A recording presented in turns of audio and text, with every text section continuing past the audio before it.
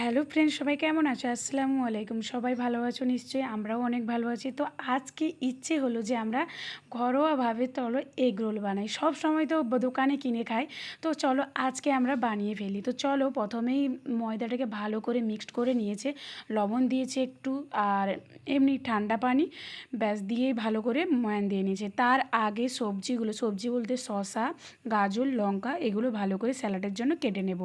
তো আরেকটা কথা বন্ধুরা, তোমাদেরকে আমার ভিডিও যদি ভালো লেগে থাকে অবশ্যই লাইক কমেন্ট অবশ্যই করে যেও, আর নোটিফিকেশানটাকে অন করে রেখো। তো তারপরে দেখো আমার বোন, দেখো এই যে সুন্দরভাবে স্যালাডটা কেটে নেবে। আর তোমরা বলো কে কে এগরোল খেতে ভালোবাসো? ফের ঘরোয়াভাবে দেখো, ঘরে বানানো জিনিস আর রাস্তার ধারে খাওয়া দুটোর মজাই আলাদা, যে যেটা ভালোভাবে উপভোগ করে। তারপরে চলো ভালো করে কেটে নিক। তো তারপরে কিন্তু আজকে কিন্তু আমি শুধু ক্যামেরা ধরেছি, ক্যামেরাই আছি, কিন্তু আমার বোন সমস্ত কাজগুলো করে ফেলছে। কত সুন্দর ঝিরঝিরি করে কুচি করে নিচ্ছে।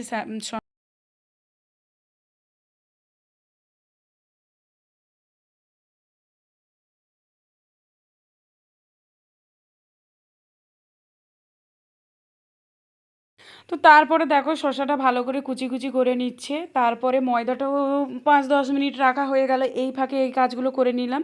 তো তারপরে দেখো বেলুন চাকে নিয়ে নিলাম, কারণ ছোটো ছোটো লেচি কেটে ভালো করে পরেটা নয় রুটিগুলো ভালো করে করে নিতে হবে। তারপরে দেখো গাজরটা একটু শক্ত আছে গাজর তো জানো, শসার থেকে গাজরটা একটু শক্ত হয়, তো জানো সেটা, আবার আমি তোমাদেরকে বললাম একটু মজার চলে। তো তারপরে এটাও ভালো করে ঝিরিঝিরি করে কুচি করে নিল। তারপরে পেঁয়াজটা ভালো করে কুচি কুচি করে নিল। তারপরে দেখো সমস্ত কিছু কুচি কুচি করে নেবার পর কাঁচা লঙ্কা দিয়েছে, কারণ ডিমে কাঁচা লঙ্কা দেবে না। তো তারপরে দেখো আমরা যেই কজন আছি সেই কজনের জন্য লেচি কেটে নিয়েছে। আর এখানে একটা হবে বিনা ডিমের, আর সবগুলো হবে ডিম দেওয়া, কারণ একজনের অ্যালার্জি রয়েছে আমার মাসির, তো উনি খাবেন না। তো তারপরে আমার বোন করছে, আমি কিন্তু আজকে আমার বোনের শুধু ক্যামেরাম্যান, আমি কিছুই হেল্প করছি না, জাস্ট আমি ক্যামেরা ধরে আছি। আমি বলছি আমার ব্লগ হয়ে যাবে, খাওয়াও হয়ে যাবে, ওই সব করেছে। সত্যি বলতে এগ রোলটা খুবই ভালো হয়েছিল। তো তারপরে দেখো রুটিগুলো তাওয়ায় ভালো করে এপিট ওপিট ভালো করে সেঁকে নিচ্ছে। সেই ফাঁকে বলি, তোমরা যারা নতুন আমার ভিডিওটা দেখছো তারা আমার চ্যানেলটিকে সাবস্ক্রাইব করে নিও। তারপরে দেখো ভালোভাবে শেখা হয়ে গেছে। তারপরে ডিমটা ভালো করে ফেটিয়ে নিল। ছাগলের ডিম বলেছিলাম না, ছাগলের ডিম না, এটা মুরগির ডিম। তারপর অল্প করে গোলমরিচ, লবণ না দিলে তো আমাদের কোনো কিছু খাওয়াই হয় না। তো তারপরে দিয়ে ভালো করে ফেটিয়ে নেবে চামচ দিয়ে। তো তারপরে ফেটিয়ে নেবার পর তারপরে একে একে করে এগ রোলগুলো করে নেবে। দেখো কড়াটা ভালোভাবে হিট হয়ে গেছিলো, আর বাইরে ঝিরঝির করে বৃষ্টি পড়ছিল। বৃষ্টির দিনের egg roll just wow wow, খুবই ভালো লেগেছিলো। আমার ছেলে তো একদম অধৈর্য হয়ে গেছে, কখন কখন হবে কখন হবে কখন হবে। ফাইনালি একটা হলো।